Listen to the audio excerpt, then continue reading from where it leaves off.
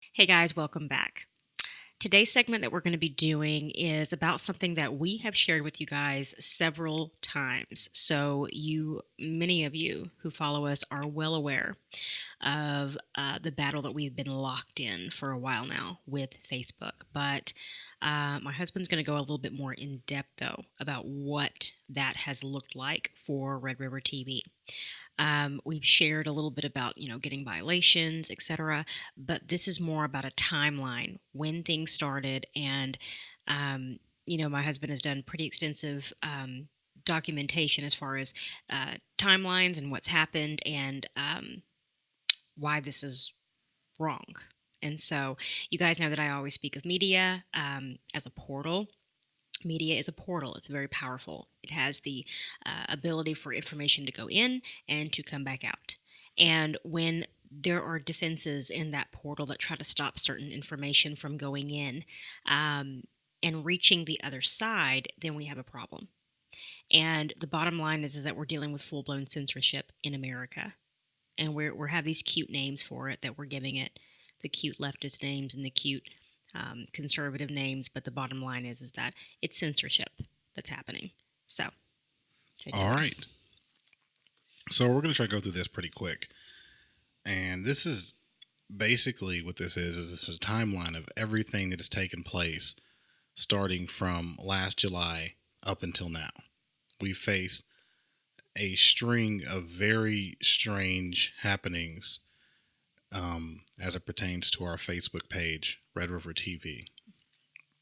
So let me start from the beginning. The first strike started at the end of July. And that strike came from a story I shared about Antifa from Andy Nogue's Twitter. Mm-hmm. I took a screenshot of Andy Nogue's tweet and shared it on our Facebook page. If you don't know, Andy Nogue is a reporter. He's I think he's a freelance reporter. I don't know where he writes at. He's also a homosexual conservative Yeah. journalist that was attacked, I think, more than once by Yeah, Antifa. by Antifa. Yes, he's been targeted by Antifa. Anyway, he was doing some reporting on Antifa as per usual, and he put out a story about Antifa threatening to go to El Paso with weapons. And I guess they were going to the border or something like that. Well, Facebook deemed this a. Facebook fact checked the tweet and said it was mixture true and false. Mm-hmm. So because of this, our page was curtailed for 30 days. So when your page is curtailed, basically what that means is that before our page was reaching, I think that month we had like 1 million organic reach and engagements were like 350,000. And you go from a post that your post average around 2 to 3,000 in engagements to one or two. So that's basically how curtailment works. So because of this was our very first violation. We had never gotten a violation on Facebook ever before. Mm-hmm. No problems in the past 6-7 years of operating on Facebook, various pages, never had a single problem. So we decided to take 2 months off. We had a lot of growth in our page around that time. So we decided we were going to relaunch this show that you see today. We took a hiatus of 2 years from this show because we were just too busy and doing too many things to do the show. So we decided to bring the show back up, and we partnered with our friend Matthew Vermillion with 46 News, and I was going to edit the digital side. I was going to be managing the digital side of his operation in Red River TV, and I was also going to be doing a podcast with my wife, and we're going to be doing the Red River TV show again. Mm-hmm. So October 1st, we launch Red River TV. Our curtailment's over. We relaunched the Yes. video commentary. We relaunched the video commentary. And then soon after that, we receive our second strike. So this time, it was for publishing a story from the Washington Examiner about Hillary Clinton and Tulsi Gabbard. Mm-hmm. Now, the story was about Hillary Clinton accusing Tulsi Gabbard of being a Russian asset. Mm-hmm. The Facebook fact checker deemed it to be false news because a Clinton surrogate had come out that morning and said that people were taking her comments out of context. She was really talking about Tulsi Gabbard in relation to Republicans, and Because of that, the fact checker deemed it as fake news. So the strike was doubly outrageous because almost every major news agency had picked up the story and used the same talking points. So they all were saying this was the headline across most of mainstream media and the Washington Examiner. Hillary Clinton calls Tulsi Gabbard a Russian asset. So we received a strike for that. So that was the first time we actually reached out to Facebook. I had never reached out to Facebook prior to that. With the Andy Nogue thing, I just kind of let that go because I was like, wow, that was weird, like a one-off. I've never had that happen before. So I'll just try to be more careful next time. And I just, didn't reach out to Facebook. So I reached out to Facebook. Nothing happened after that. They never got back with me. But anyway, so I reach out to Facebook and I start writing an article about this specific issue because I felt like we weren't being treated fairly by Facebook.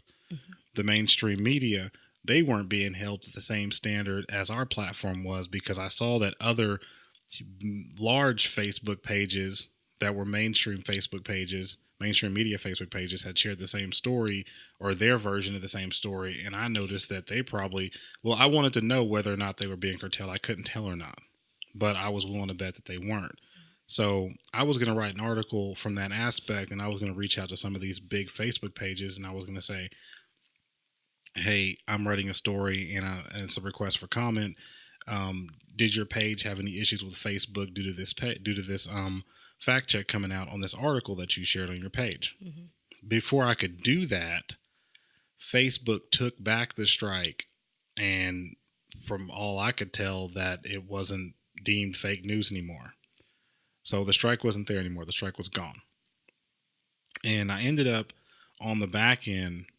I later found out through a source that didn't want to be named, but it was a larger media site, that they had issues with Facebook with that story, but they had the resources to reach out to Facebook to get it reversed.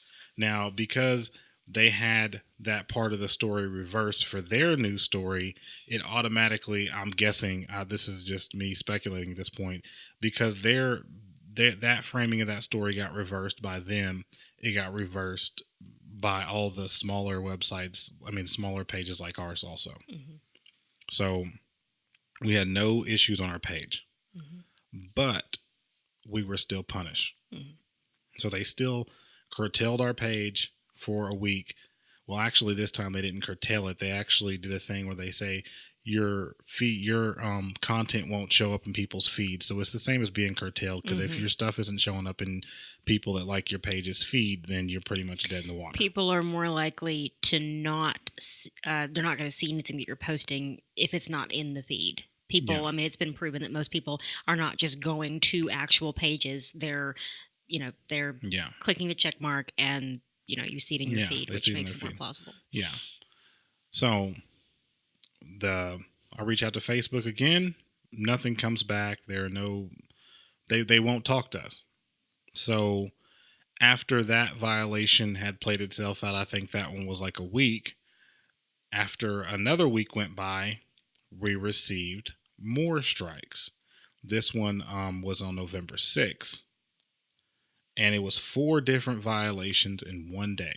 Mm-hmm. Now, I can tell you before, the story back in July, we actually got 2 strikes that day. We got it on another story that was about some immigrants crossing the border illegally.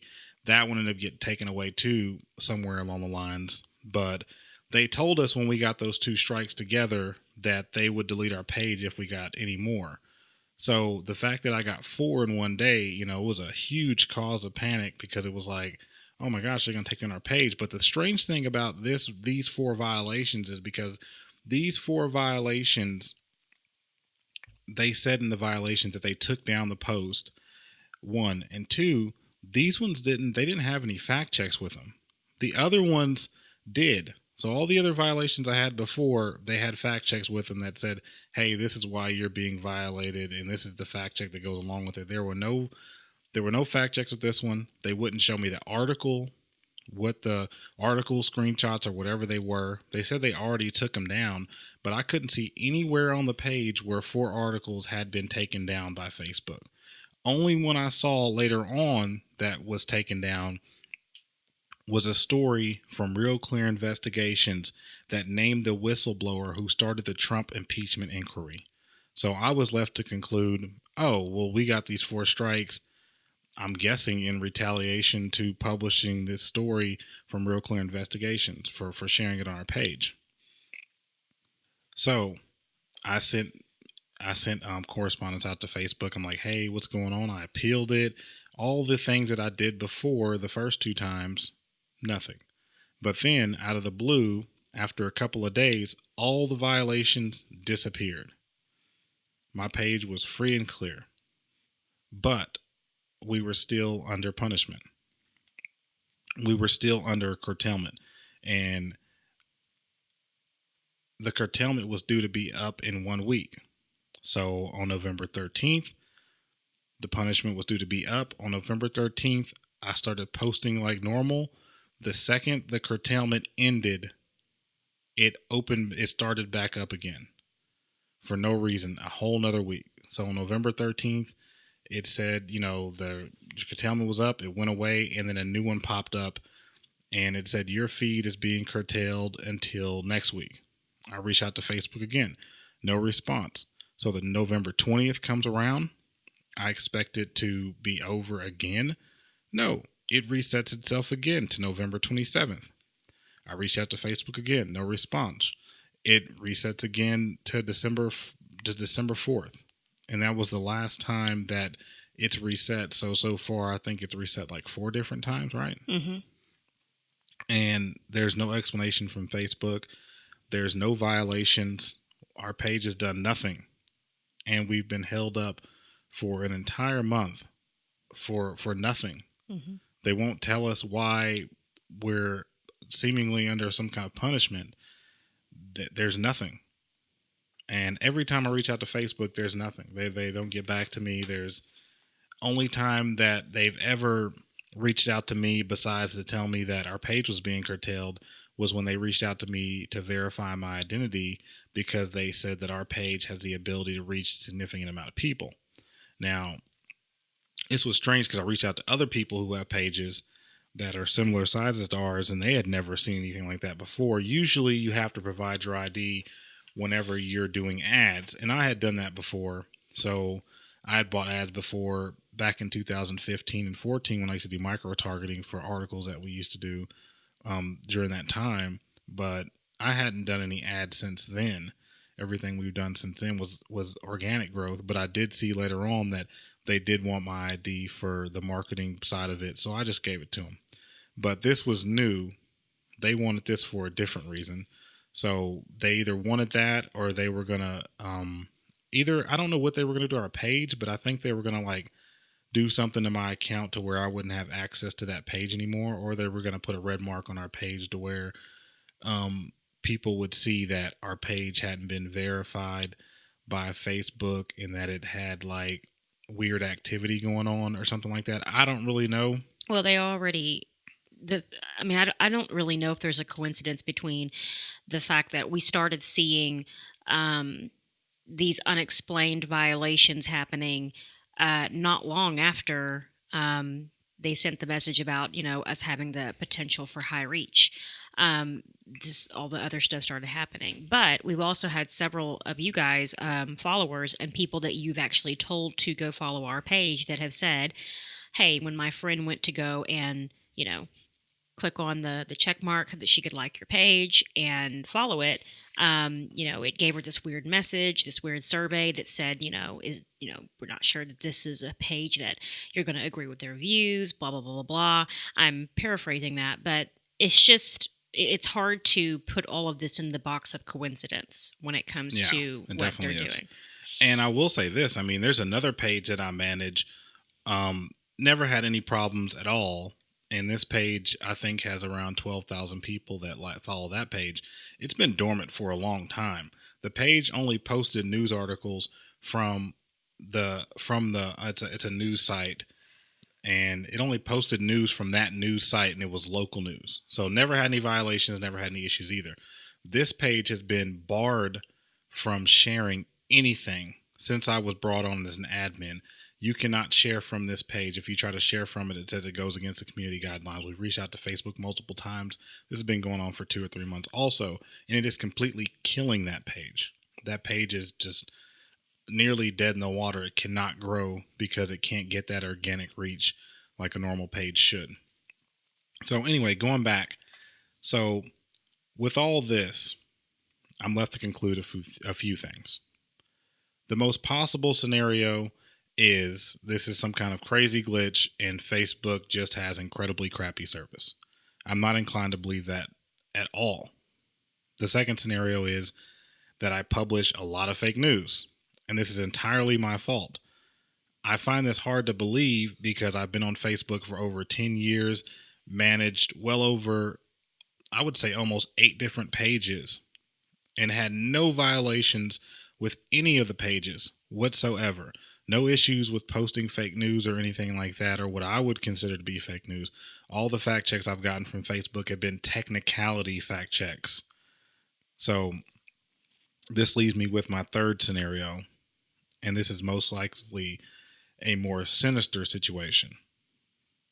It's more likely that our page is showing stages of growing at a rapid rate. I know from January leading up to July, when we first started having problems, we were building up. We were getting well over 200,000-300,000 or organic reach. 200,000-300,000 engagements, and that's with no boosting or anything. This is totally organic, and this is a page that has 5,000 people on it. In the month of July alone, we grew by 1,500 people before we were cut off by the fact checks. Once the fact checks started, the time we have had where the 1 month we had one almost complete month where we could just post and we didn't have any violations between July and now, that month we had over 90,000 in engagement, and it was rising. So every single time we're left to our own devices, our page is growing by leaps and bounds. Mm-hmm. And I would say without all this, with all these issues we've been having, I wouldn't see why our page wouldn't be above 10,000 right now at the trajectory we were going. So that leaves me also to go back to my third deal. It's not always easy to take out big pages. When you try to take out big pages, they raise a big fuss. They have a lot of resources. Even if they're a page that has like 20 or 30,000 people, it's really hard to take out those larger pages because they have a lot of resources at their disposal and they're going to raise a big stink. You can still do it, but it's not as easy. It's a lot easier to go after pages that you see because they're looking at all the analytics. They can see, they know what pages are destined to be the ones that really go up and do big things. So if you can stop that, cut it off at the knees before it even takes off, then you go a long way to stopping the next wave of conservative media coming up. In 2019, our page has gained more traction and reach than any other time in the past 5 or 6 years we've run the page. Our engagement's been through the roof, so is our organic reach. I've talked to other past pages with similar growth paths as ours, and they're all experiencing some kind of variation of the same thing. I can't say whether or not this is by design, but we need to share this story. With Facebook being a private company, I can't really say there's much we can do besides document this issue. I'll be writing a story to go along with this video, and I'll be providing all the documents. Either it'll be in a Drive folder or something like that. I'll be providing all the screenshots of everything that has taken place. Any media that wants to reach out, they feel free to email me at this email address right here. But this is a serious thing. So either we're going to solve this issue. I don't know how we're going to solve it. Either it's going to blow up and it's going to become something and Facebook just corrects it, in the middle of the night or something like that. Or our page just disappears and thousands or maybe even a million more conservative Facebook pages that are on this same growth path disappear also. I don't know what this means for the 2020 election. It can't bode well. So I feel like that where this leaves us at is I said in the beginning, about censorship, but this is wrong. And there are hundreds of other people just like us who started pages just like this, okay, that are dealing with the exact same thing. We all know that conservative media makes up barely over 10%, maybe 13% of American media. And so I find it just infuriating at times that we can make up such a small percent and yet be bullied at this level. And I want you to think about that. Think about why would conservative media be bullied to that degree? This is censorship. I don't think there's any other way that you can say that. And so let us know in the comments what you think about this. If you can help us, the best way you can help us, share this. Please don't get in the comments and start telling us about going to other social media sites and all the other suggestions that we've heard 50,000 times. We're on Minds, we're on BitChute, we're on everything. We have done tons of things, and guess what? All the other pages this is happening to, they've done the exact same thing, you guys. Everyone's done the exact same thing. It's just not this. We're trying to tell you that if we don't receive the strategy that we need to come up and over it, okay, this is their end game. And it's to knock pages off just like this, one right after the other. I know a guy that just dropped his page. He had over 90,000 people following him on his page. And he kept getting hits over and over and over again to the point to where he could not grow whatsoever. And so the people left. And this is wrong. So please share this video. We're the little guy here. We don't have lawyers. We don't have, the financial means for lawyers and things like that. But we have a voice, and we are pretty darn determined at this point that we're not going to allow our voice to be shut down, because that's exactly what Facebook is doing. So let us know in the comments. We thank you so much for all of you that have come and shared our videos and followed us and supported us all this time. Until next time, you guys, take care.